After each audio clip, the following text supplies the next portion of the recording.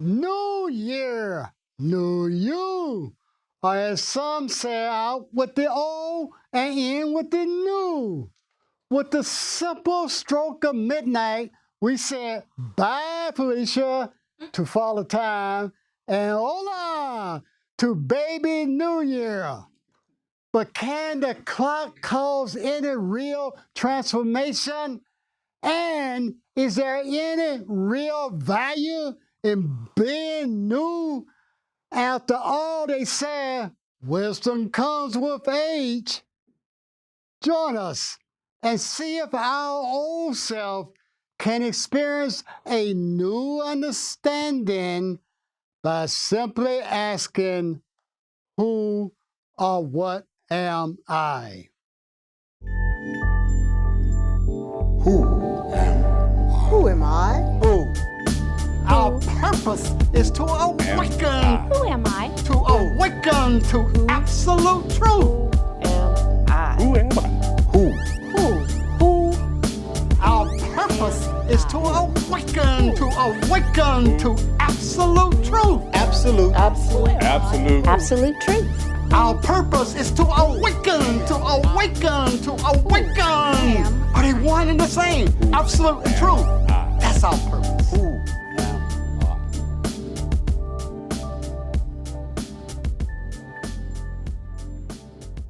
Tick tock, tick tock, tick tock. You know, time. There's a song, another song going, time keeps on slipping into the future. Come on, y'all, I mean, that's old school. Y'all should know that. You know, who made that song? It wasn't the Fifth Dimensions or anybody. No, it wasn't them. But anyway, so, you know, we're looking at this thing called time. All right? And we keep checking our watches, you know, and oh my God, you know, I'm late. Or, you know, I ain't got nothing to do. Time just seems to drag on by, you know. And then when you're having fun, it's like, you know, where did the time go? Okay, that kind of thing, all right?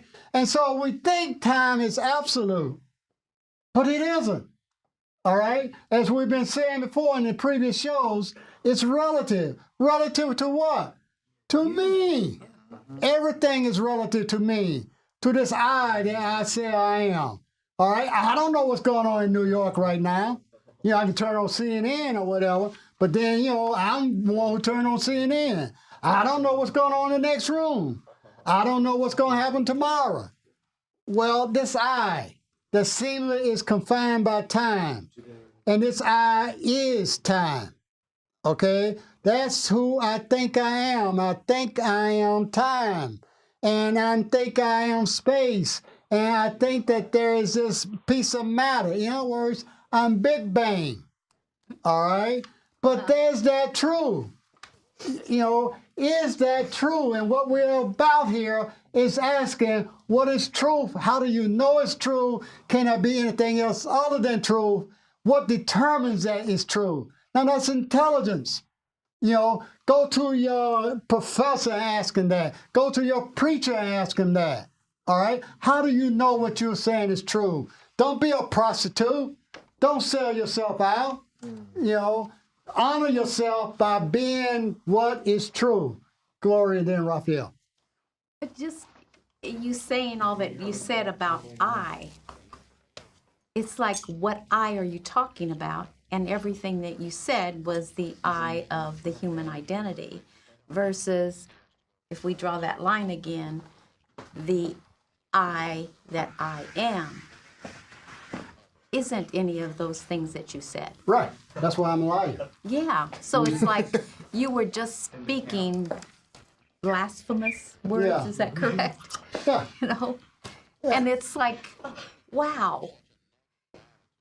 Is there freedom in acknowledging that? Yes. That everything that comes out of my mouth is a lie? Yes. Yeah, see, you think that there's something that's special. Okay, everybody think, you know, I think my mama is special. Okay? Or whatever. I think my beliefs are special. That, you know, I'm a Republican, a Democrat, or I'm a Christian, and that Jesus died for my sins. Or if I'm Muslim, I would say, you know, the Quran is God's holy word, and Allah and Muhammad was his messenger. Okay? And people die for that. People will kill you. Christians do the same. Or Democrats, will kill Republicans, whatever. Okay? I have this belief that I think is special. And this belief is, nobody thinks that this is special. You go, I don't care about this Pikachu. But if I say, something about something that you think is special and important, you may want to kill me. Okay? And feel you're justified, particularly if you got God on your side. All right? So when you realize that anything you say has no truth in it, I can't speak truth. Do you get that? Nobody can speak truth. Because, see, I'm using words. All right? And words are symbols. A symbol can't be true. A symbol represents something. All right? And all words represent duality. I think I got something up here that you don't know. It's my private thought. And since you speak English, or if I spoke a foreign language, if I said, you go, what is he? Car him off to Georgia Regional. But, I can say I understand it, all right? But you won't understand it, all right? So there is always a communication, co meaning two. So anytime there is two, it's blasphemy. So Okay. then a relationship is blasphemy. Yes. Any relationship. Any relationship. You are my sister. That is not true in truth. Okay? Because that's based on this being a body in time and space and me seeing something called not me. You always bring yourself back to truth. Can infinity know something called not itself? That's the intelligent question. Well, even a relationship with so-called God, that's Yeah. blasphemous. Yes, you can't. That's And a how you. many good Christians or people who say they're religious would admit that? All religions are based upon an I-thou relationship. You worship God, you pray to God, you give glory to God, or whatever. There's a you who's finite, and there's a God who's finite. That's the blasphemy. Yeah. Okay, you emphasize special, and I didn't quite get what you meant by that. It means that it's separate from and given greater value. All that's a value. Okay, separate from what? From that which you think is important. So you have something here, and you say, this is special, and this isn't. All right? And you have an idea of what something is.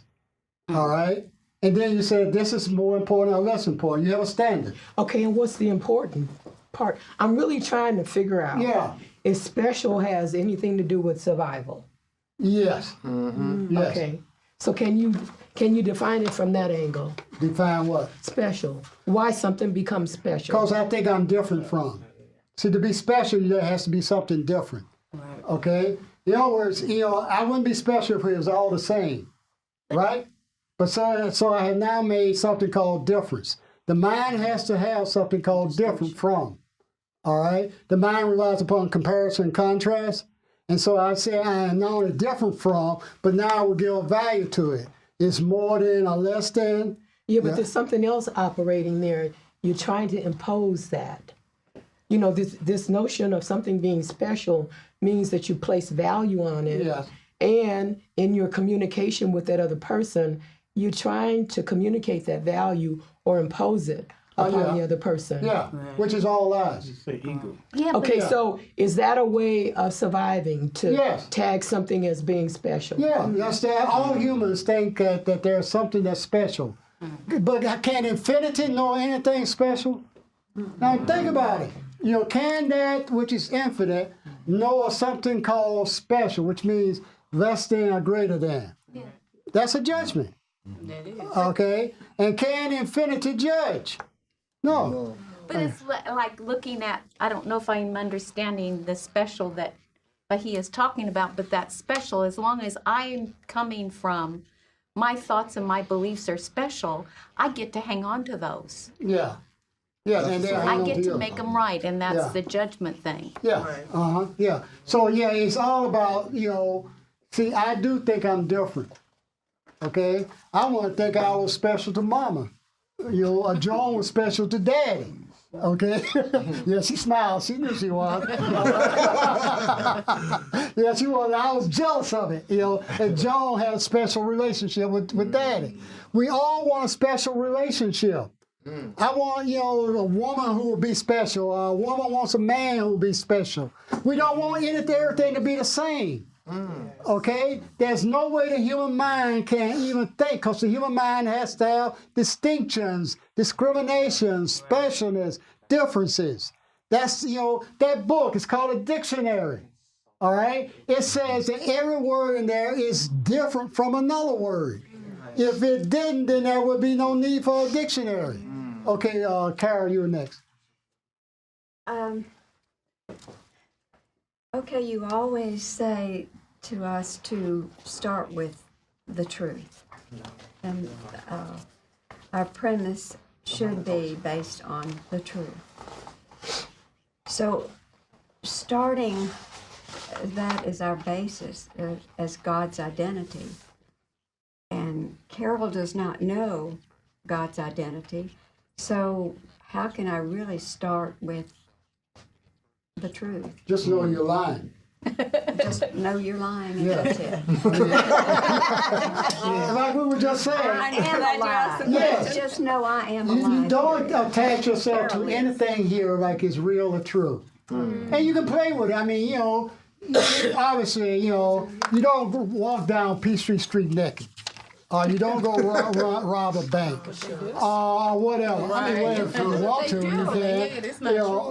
But I mean, you know that there are certain rules in a society, and there are consequences of certain actions. You rob a bank, you go to jail. Okay, that's So yes, there are standards, and there are something called good and bad in the relative world.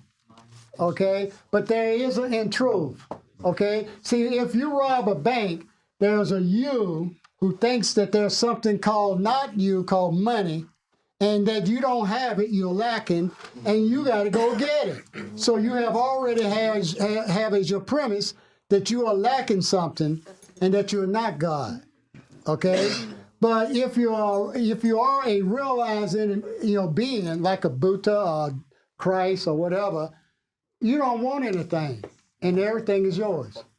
Yeah, I think Raphael and then Leonard. Did you have your hand up too? Yeah, I did have my hand up. Yeah. Dr. Carter, in all totality, what we're speaking about delusion, emptiness, nothingness, we come to a self-realize that there is nothing here, and there must be a new me. And that new me will start with saying, it is only about today. I want to feel good. Feeling good and doing good, that is somewhat in the line of infinite. That is or the now. That if I take the tools that I mentioned before, the practice and the meditation and the awareness, with all these different tools, I can bring fulfilling peace. And that's all I know. Be a good Yeah, one. as Raphael. See, you don't want to give up Raphael, just like Alan don't want to give up Ben Allen. Give him up. Give him up. So what you saying, okay, what you saying to me, okay, life is a book of problems and let's accept that. And what I'm saying to you, I'm not going to accept that. Okay. I know this, Saying that. I came to this point and coming to the self-realize that it is a well of peace. And that has to be between the two wells, living between two wells. Now, when I say accept that, I'm not, if you're Miss Rosa Parks in Montgomery, Alabama in 1955, and a bus driver tells you to go to the back of the bus, I'm not going to go to the back of the bus, okay? Or me. But, the point, though, is, you must make the distinction, and this is where I think you're getting at. The in the world but not of the world, okay? Yes, in the world, you play whatever game that comes to you to play. Actually, you don't have any choice. It's already all set. Okay? So, you're choosing what method you're really not choosing. All right? It's already set. But it looks like, because we don't want to give up that we have power to choose, okay? So we think we can choose, all right? Which then defies that God is all power, omnipotent, all right? So, yeah, I mean, you can use, and look, it's better to meditate than to get high off of drugs in the relative sense. Okay, it's better to have no money than no money, or some money than no money in the relative sense. Okay, in the absolute sense, none of it is. Okay, but yeah, as long as you're starting off as a human, you can do practices, methods, and whatever that you want to do. I do that every day. Yeah, well, I mean, yeah, and some people would do other things. Okay, yours may not be, what somebody else may want to do. Somebody else may want to, go to Tibet and find a guru in India or whatever. Or some other people may do whatever. They may go to church or whatever. All right. If you see somebody other than yourself, you're seeing a lie. I repeat, it looks like I'm looking at 11 people. I call not me because you are used. Okay, that's a lie. See, I'm already caught in the human mind. I'm seeing limited me and limited you.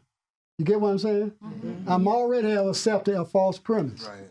But to be right here, I think there's a camera that's taking electrons and so forth, and putting them in all kinds of I don't know if Meta can tell you a little bit more than I can, but and then it shows up on your TV screen, and it looks like I'm in your box called TV tube, the screen. I'm not. That's an illusion. Okay, so you do whatever it comes to you to do, and you realize you ain't doing it, and it's all like in the Wizard of Oz. You wake up and you realize you never left Kansas. Okay, why you want to be in Kansas? I don't know. But anyway, you never left what you call home. All right, and then Chuck.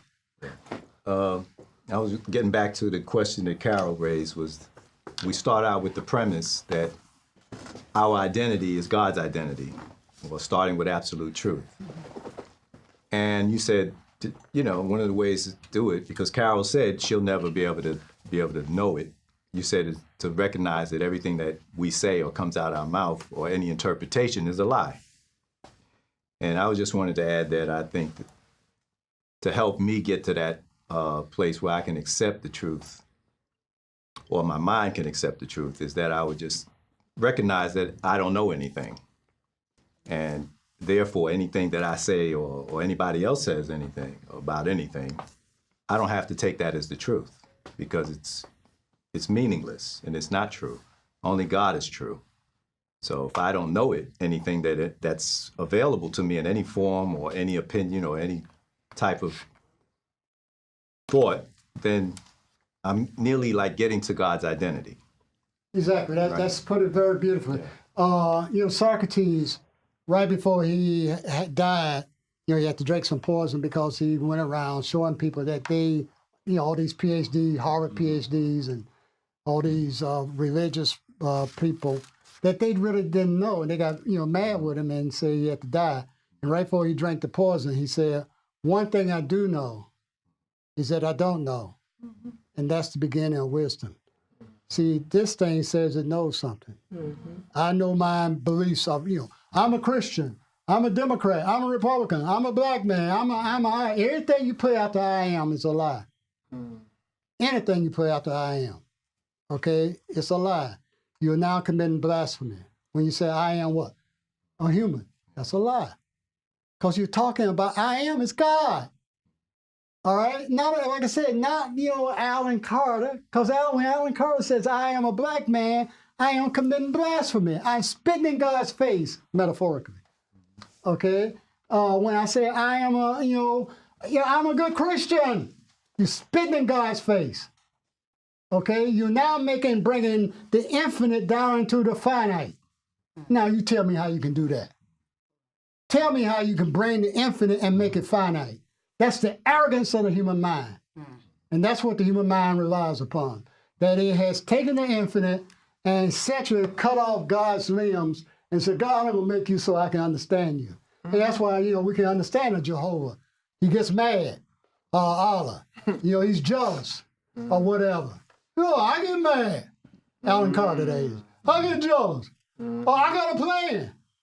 The future. Okay? I can understand a God like that. A God who wants others to do right and do what I say you do. Joan, you're supposed to do, I'm your brother. You're supposed to do what I said do. Now Joan knows better than that.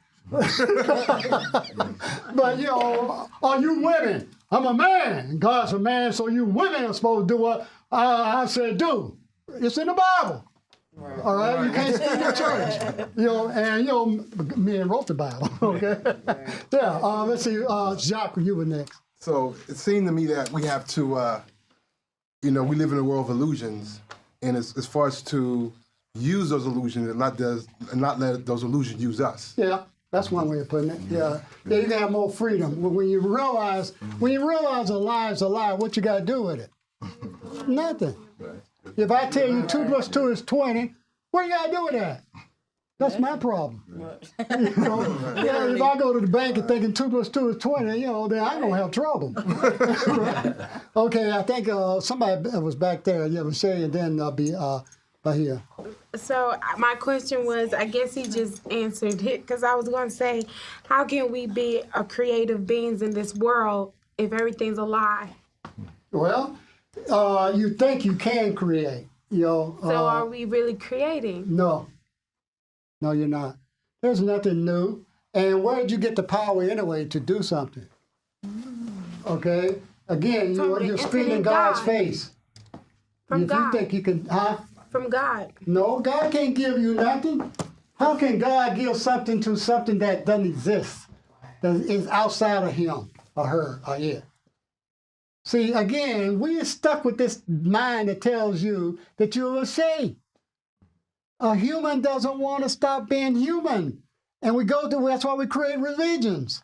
So that we can have a God who supposedly would take, Freud got into that about how we create a God. He says out of the Oedipal conflict and all your stuff going on with your dad and the projection and stuff. And then, anyway, the point though is we want it because we want to continue to exist. Nobody wants to say I do not exist. Okay, because you can't say that. All right? So it seemingly is the ultimate conundrum. Mm-hmm. All right?